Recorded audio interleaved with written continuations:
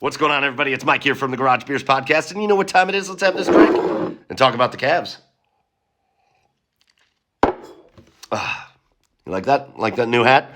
Got back from my weekend trip to Nashville for Thanksgiving. My new OBR hat was sitting there waiting for me when I got home. I was pretty excited to try it on. Go check it out. The OBR's got merch. We've got cool things. Hats, sweatshirts. Check it out. It's great.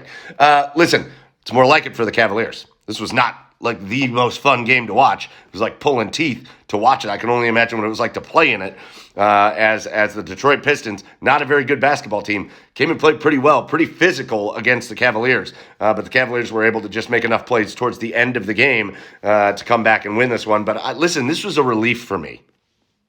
And I know in a vacuum, if you just look at the records, you say, well, the Cavs are 13-7, Detroit's 5-17. This shouldn't be that big of a win. And maybe you're right. But for me, answering back after that horrendous loss against Milwaukee the other night, I was a little bit nervous that loss was going to send this team into a little bit of a tailspin. Like they weren't going to know how to react after having a 35-10 quarter go against them and getting their doors blown off them in a game they were winning by double digits at halftime. But they responded.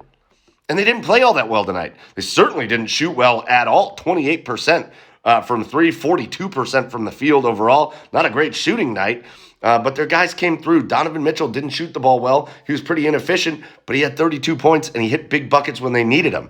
Darius Garland couldn't hit a shot from outside. 0 for 4, or for 5 from beyond the arc. But those two guys, especially at the free throw line, 23 of 25, 19 points and 10 assists for Garland, 20 points and 13 rebounds for Mobley. He looked like a superstar tonight. And then you got like little good outings other places. Isaac Okoro and Diakite defensively both played really well.